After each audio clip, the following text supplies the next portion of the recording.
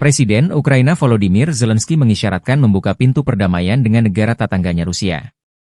Ukraina layak menjadikan tahun depan sebagai tahun perdamaian, kata Presiden Volodymyr Zelensky pada 19 November selama sesi luar biasa Parlemen Eropa yang didedikasikan untuk hari ke-1.000 perang skala penuh Rusia melawan Ukraina. 1000 hari perang adalah tantangan yang luar biasa.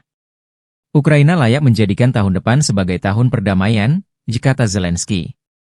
Rusia melancarkan invasi skala penuh ke Ukraina 24 Februari 2022, memperluas agresi mereka di luar wilayah Donbas yang diduduki dalam upaya untuk secara efektif mengakhiri kenegaraan Ukraina yang merdeka.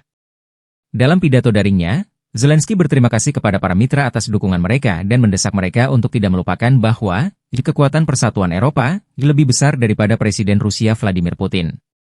Jika kita dapat menghentikan cara hidup Eropa agar tidak runtuh, maka kita pasti dapat mendorong Rusia menuju perdamaian yang adil, ditambah Zelensky. Presiden Ukraina juga menekankan perlunya sanksi yang lebih keras, terutama terhadap apa yang disebut armada bayangan, Rusia yang mengangkut minyak mentah dan produk minyak untuk menghindari pembatasan yang ada. Jika ada orang di Eropa yang berpikir mereka dapat menjual Ukraina, atau negara lain, seperti negara-negara Baltik, Balkan, Georgia, atau Moldova, ke Moskow dan mendapatkan sesuatu sebagai balasannya, ingatlah kebenaran sederhana ini, tidak seorang pun dapat menikmati ketenangan di tengah badai.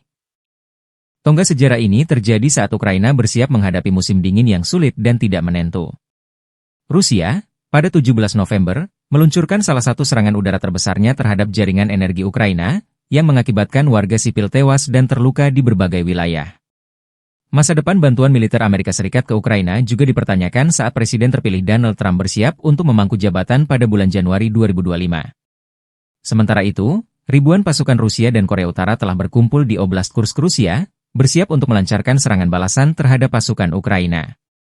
Situasi yang meningkat di Kursk dilaporkan mendorong Presiden AS Joe Biden untuk memberikan izin kepada Ukraina untuk menggunakan senjata jarak jauh Amerika di wilayah Rusia.